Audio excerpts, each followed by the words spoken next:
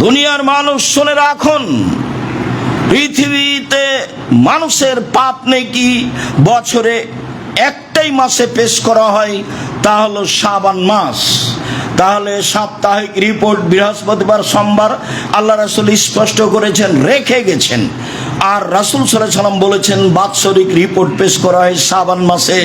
তিনি দিন নির্ধারণ করেননি, তিনি রিপোর্ট ধরার জন্য বেশি বেশি সিয়াম থাকতেন।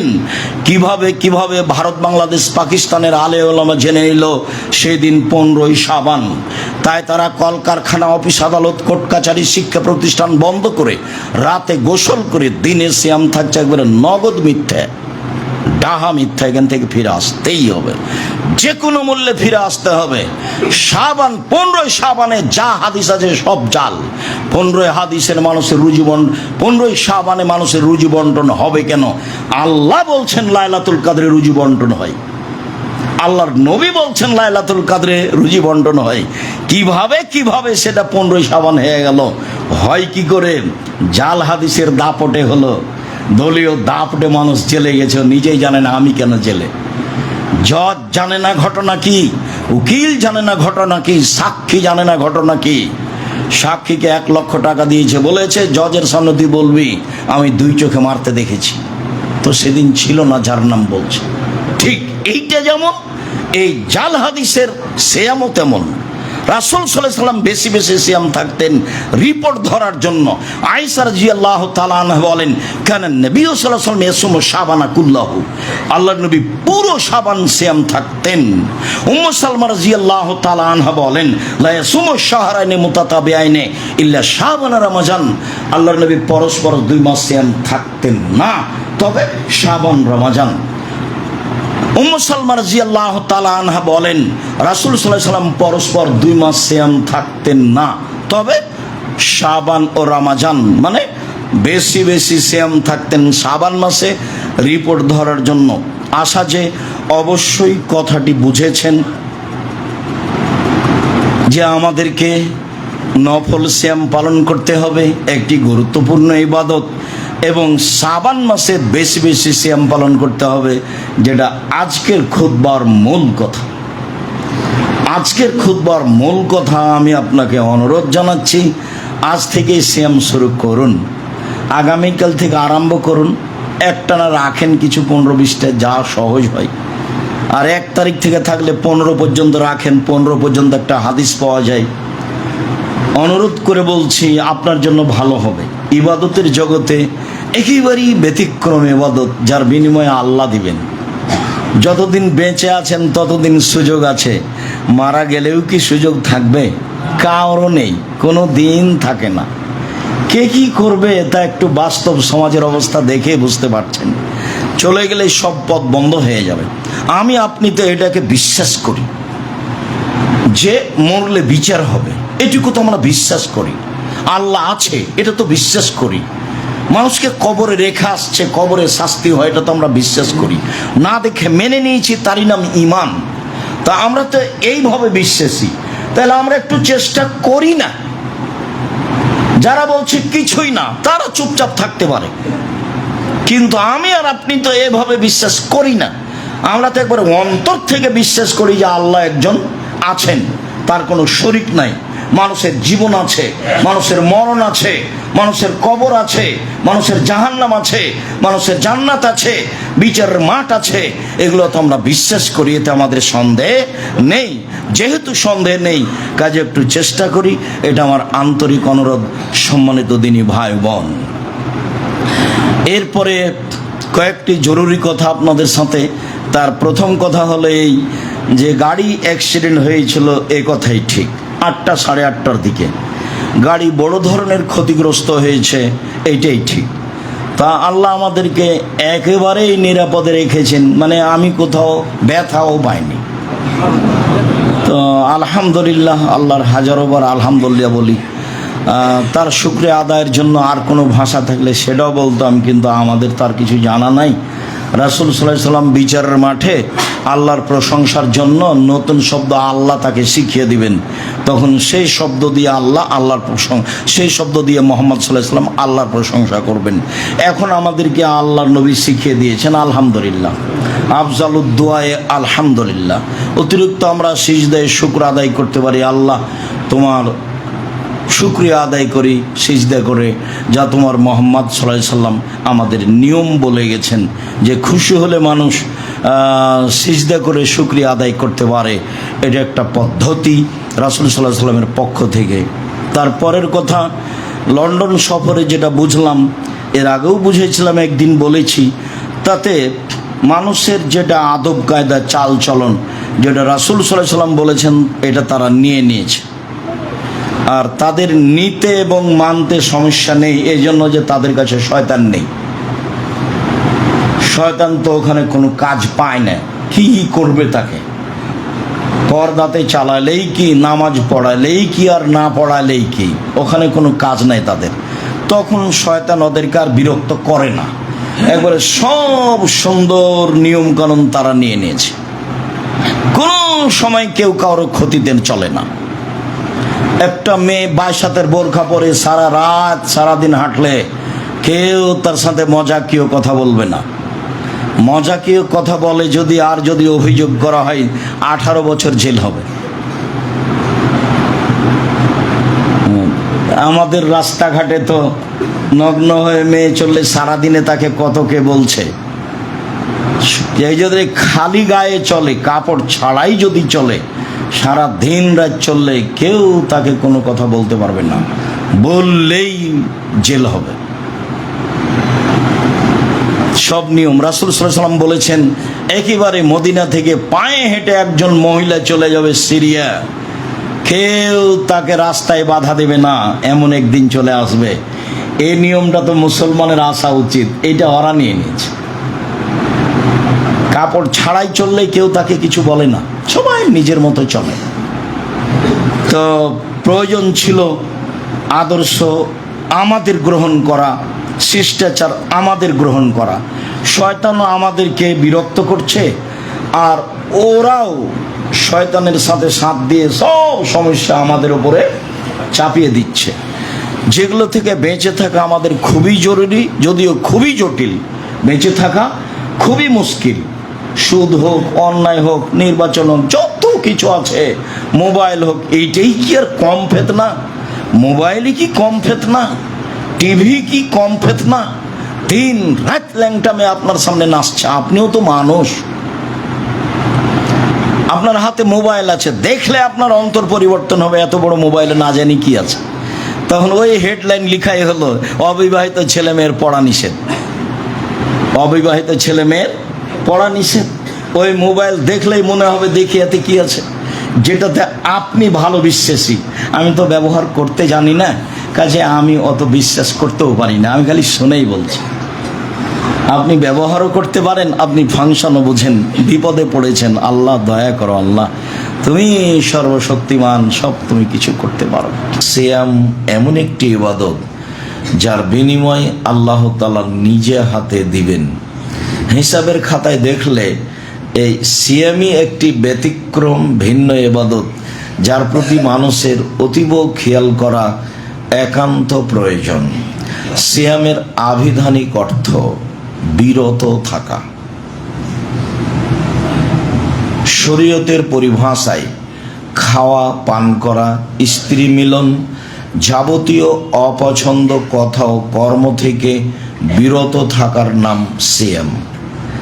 আভিধানিক অর্থ যা, পারিভাষিক অর্থ কাছাকাছি তাই, মানে বিরত থাকা। এ ব্যাপারে আল্লাহ তাআলা বলেন, ইয়া আইয়ুহাল্লাযীনা আমানু কুতিবা আলাইকুমুস সিয়াম কামা কুতিবা আলাল্লাযীনা মিন ক্বাবলিকুম লাআল্লাকুম তাত্তাকুন। পৃথিবীর মানুষ শোনো, তোমাদের উপরে রমজান মাসের সিয়াম ফরজ করা হয়েছিল, যেমনভাবে পূর্বের জনগণের প্রতি সিয়াম ফরজ করা হয়েছিল। আমাদের উপরে সিয়াম ফরজ অত্র আয়াতে বোঝা যায় রমজান মাসে। আর অতীতে যারা চলে গেছেন নবী রাসূল জনগণ, তাদের উপরেও সিয়াম ফরজ ছিল। তা কতদিন ছিল, কিভাবে, তা স্পষ্ট উল্লেখ হয়নি, তবে সিয়াম তাদের উপরে ফরজ ছিল এ কথা আল্লাহ তাআলা বলেন।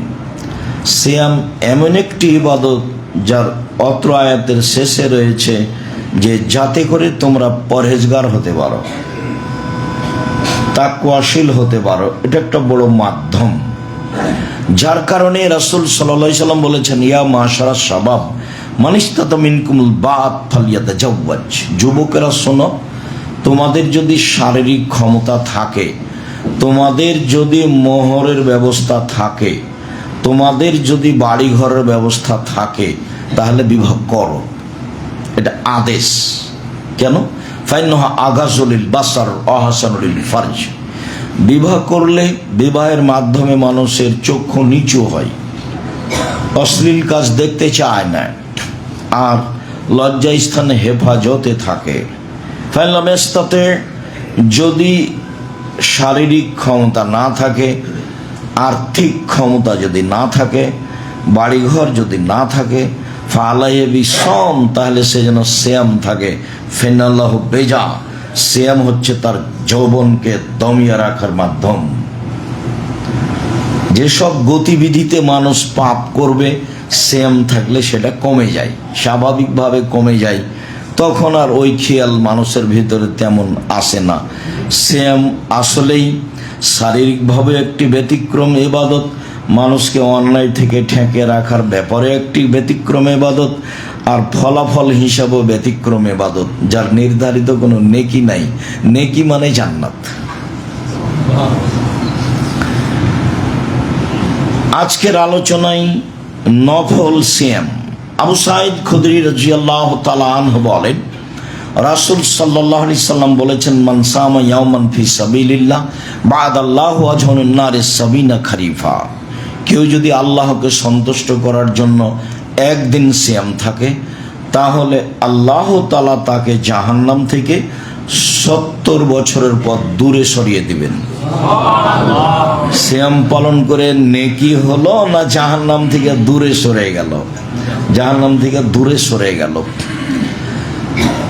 আব্দুল্লাহ ইবনে আমর ইবনে আব্বাস রাদিয়াল্লাহু তাআলা আনহু বলেন, রাসূল সাল্লাল্লাহু আলাইহি ওয়াসাল্লাম বলেছেন, মান সামা ইয়াওমান ফি সাবিলিল্লাহ বুইদাত মিনহু আন-নারু মাসিরাতা মিয়াতে আম। কেউ যদি আল্লাহকে সন্তুষ্ট করার জন্য একদিন সিয়াম থাকে, তাহলে জাহান্নামকে তার থেকে 100 বছরের পথ দূরে সরিয়ে দেওয়া হবে, জাহান্নামই সরে যাবে। উমামা বাহিলি রাদিয়াল্লাহু তাআলা আনহু বলেন, রাসূল সাল্লাল্লাহু আলাইহি ওয়াসাল্লাম বলেছেন, মান সামা ইয়াওমান ফি সাবিলিল্লাহ জালাল্লাহু বাইনাহু ওয়া বাইনান নারি খান্দাক কামা বাইনাস সামাই ওয়াল আরজ। কেউ যদি আল্লাহকে সন্তুষ্ট করার জন্য একদিন সিয়াম থাকে, তাহলে তার মাঝে আর জাহান্নামের মাঝে একটি গর্ত খনন করা হবে, যে গর্তের ব্যবধান হবে আকাশ জমিনের ব্যবধান। মানে লোকটাকে জাহান্নাম থেকে সরিয়ে দেওয়া হবে 500 বছরের পথ। তাহলে আমরা এক হাদিসে বুঝতে পারলাম, সিয়াম পালন করলে মানুষ জাহান্নাম থেকে সরে যাবে 70 বছরের পথ। সিয়াম পালন করলে মানুষ জাহান্নাম থেকে সরে যাবে 100 বছরের পথ। সিয়াম পালন করলে মানুষ জাহান্নাম থেকে সরে যাবে 500 বছরের পথ। সব ফলাফলে, সব হাদিসের ফলাফলে জাহান্নাম থেকে সরে যাবে মানে কি? জাহান্নামে যাবে না। তো কোনো হাদিসে কি বলা হলো 500 নেকি পাবে, 2000 নেকি পাবে? রাসূল সাল্লাল্লাহু আলাইহি সাল্লাম বলেছেন যে কেউ যদি জানাজাতে যায়, তাহলে 1 কেরাত নেকি, আর যদি মাটি দেওয়া পর্যন্ত থাকে তাহলে 2 কেরাত নেকি। তাহলে 1 কেরাত কত? বলে উহুদ পাহাড়ের সমান। তো উহুদ পাহাড় কত? বলে 4 কিলোমিটার প্রশস্ত, 8 কিলোমিটার লম্বা, নিচে কত আছে মানুষ জানে না। তাহলে তার একটা পরিমাণ বলা হলে যে নেকি পাবে এত নেকি। তার এমনিতেই যে কোনো ভালো কাজে 10 নেকি, যে কোনো ভালো, যে আসসালামু আলাইকুম বললেন 10 নেকি হয়ে গেল। রাস্তা থেকে একটা জিনিস সরিয়ে দিলেন 10 নেকি হলো। কাউকে বললেন যে তুমি ভালো কথা বলো, মন্দ কথা বলো না, 10 নেকি হয়ে গেল। এটা বাড়তেই থাকবে, বাড়তে বাড়তে 700 আরো, মানে নেকি। কিন্তু সিয়াম পালন করে এ পর্যন্ত যা আমরা বুঝলাম তাতে নেকি বোঝা গেল না, বোঝা গেল যে জাহান্নাম সরে যাচ্ছে আমার থেকে, তার মানে জান্নাত চলে আসছে, ফলাফলে জান্নাত পাবো। সম্মানিত দিনী ভাই বোন, বলছিলাম নফল সিয়াম মানুষের জীবনে একটি গুরুত্বপূর্ণ ইবাদত। আবু হুরায়রা রাদিয়াল্লাহু তাআলা আনহু বলেন, রাসূল সাল্লাল্লাহু আলাইহি ওয়াসাল্লাম বলেছেন, আসসিয়ামু জুন্নাহ মিনান নারে ওয়াসসিয়ামু হিসনুন হাসিনুন মিনান নারে। সিয়াম হলো ঢাল, বিপদের সময় যা দিয়ে বাঁচা যায় তাকে ঢাল বলা হয়। শত্রু পক্ষের পক্ষ থেকে বোমা বা কিছু আসছে, এইটাকে ঠেকিয়ে সাগরে ফেলে দেওয়া হয় যার মাধ্যমে, তাকে বলা হয় ঢাল। যা দিয়ে বিপদ আপদ থেকে বাঁচা যায়, যা দিয়ে আপনার তীর থেকে বাঁচা যায়, গুলি থেকে বাঁচা যায়, তার নাম ঢাল। রাসূল সাল্লাল্লাহু আলাইহি সাল্লাম বললেন সিয়াম হলো ঢাল। তারপরে তিনি বললেন যে সিয়াম হলো হিসনুন হাসিনুন মিনান নার, জাহান্নাম থেকে বাঁচার একটা শক্ত সুদৃঢ় দুর্গ, যা ভেদ করে মানুষ ভিতরে যেতে পারবে না। সিয়াম হলো দুর্ভেদ্য দুর্গ, সিয়াম হচ্ছে দুর্ভেদ্য দুর্গ, যা ভেদ করে মানুষ ভিতরে যেতে পারবে না, তার নাম হলো সিয়াম। তো এটি কি হবে? নার, জাহান্নাম থেকে এটা হবে দুর্গ, জাহান্নাম এর ভিতরে আর ঢুকতে পারবে না, মানে আসতে পারবে না, ও তো সরে গেছে। এইভাবে মুহাম্মদ সাল্লাল্লাহু আলাইহি সাল্লাম বলেন নফল সিয়ামের কথা। আব্দুল্লাহ ইবনে উমর বলেন, রাসূল সাল্লাল্লাহু আলাইহি ওয়াসাল্লাম একদা বললেন, পৃথিবীর মানুষ শোনো, আসসিয়ামু ওয়াল কোরআন ইয়াশফাআনি লিল আবদি ইয়াওমাল কিয়ামা। কোরআন এবং সিয়াম বিচারের মাঠে মানুষের পক্ষে কথা বলবে। সিয়াম এবং কোরআন বিচারের মাঠে মানুষের পক্ষে কথা বলবে। কয়েকটা জিনিস বিচারের মাঠে আপনার পক্ষে কথা বলবে, তার একটা হলো আঙ্গুল। যদি আঙ্গুলে তাসবিহ গণনা করা হয়, তাসবিহ দানায় তাসবিহ গণনা করার কোনো প্রমাণ নেই। যারা খেজুরের বীজ গণনা করছিলেন রাসূলের সামনে এক মহিলা, ওটা দিয়ে তাসবিহ প্রমাণ করতে চেয়েছে, হাদিসটি জাল বা নিতান্তই জয়ীফ, সেটা দলিল হিসাবে পেশ করা যাবে না। রাসূল সাল্লাল্লাহু আলাইহি ওয়াসাল্লাম ডান হাতের আঙ্গুলে তাসবিহ গণনা করতেন। কোন দিক থেকে এর প্রমাণ নাই, যেদিক থেকে আপনার সুবিধা হয়। আঙ্গুলে তাসবিহ গণনা করলে আঙ্গুল বিচারের মাঠে কথা বলবে। মুরব্বীগণ আমাকে বলেন, আব্দুর রাজ্জাক সাহেব, আমার তো বয়স বেশি হয়ে গেছে, আমি তো আঙ্গুলে তাসবিহ গণনা করলে ভুল হয়ে যায়, তাসবিহ দানায় তাসবিহ গণনা করলে ভুল হয় না। শোনেন, মরা পর্যন্ত যদি একদিনও ঠিক না হয় তবুও নেকি হবে। কেন? এটাই রাসূল সাল্লাল্লাহু আলাইহি সাল্লামের পদ্ধতি, তাসবিহ দানা পদ্ধতি নয়। এবং তাসবিহ দানায় তাসবিহ গণনা করলে আঙ্গুল বিচারের মাঠে আপনার কথা বলবে না, কেননা সেটা তো আঙ্গুলে হয়নি।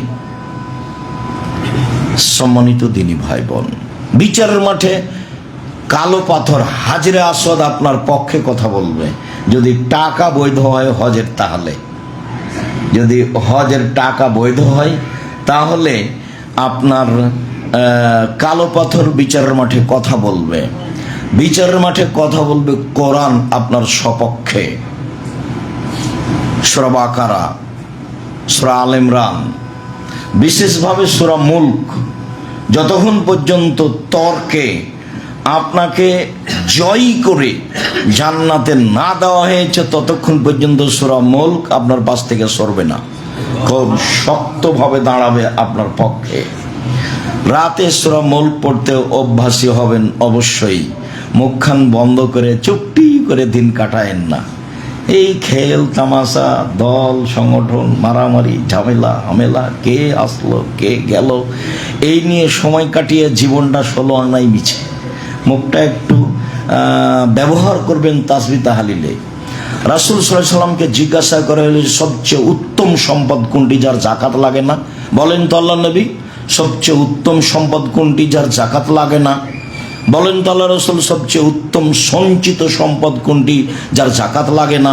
তখন রাসূল সাল্লাল্লাহু আলাইহি ওয়াসাল্লাম বলছেন, শোনো, আফজালুল মাল, সবচেয়ে উত্তম সম্পদ, সঞ্চিত সম্পদ যার জাকাত লাগে না, তা হচ্ছে লেসানুন যাকির, ওই জিহ্বা, যে জিহ্বা আল্লাহকে ডাকে, ওই জিহ্বা যে তাসবিহ তাহলিল জিকির আজকার করে। 2, কালবুন শাকির, ওই অন্তর, সঞ্চিত সম্পদ, জাকাত লাগে না, যে অন্তর অল্পতেই খুশি, যা হয়েছে আলহামদুলিল্লাহ, হ্যাঁ এই কারণে হলো না, এই তোর কারণে হলো না, এই ঝামেলার কারণে হলো না, এগুলো কথা নয়, যা হয়েছে আলহামদুলিল্লাহ, এই অন্তর হচ্ছে সঞ্চিত সম্পদ। 3, জাওজাতুন তুইনহু আলা দীনিহি, ওই স্ত্রী যে তার স্বামীকে দিনের উপরে সহযোগিতা করতে পারে, সে হলো সঞ্চিত সম্পদ যার জাকাত লাগে না। বউকে চাকরি করতে দিলে এখানে সেখানে পাঠালে সব হারিয়ে যাবে, চাঁপাই নবাবগঞ্জের ভাষাতে আমও গেল, ছালাও গেল, কাঁদতে কাঁদতে 2 চোখও গেল।